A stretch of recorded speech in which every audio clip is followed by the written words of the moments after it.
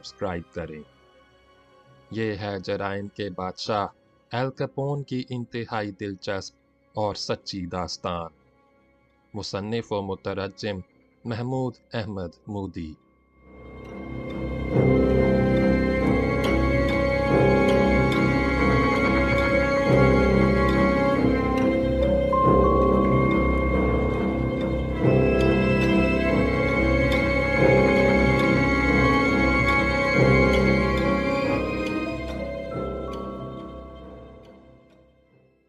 باب نمبر 19 کا پہلا حصہ۔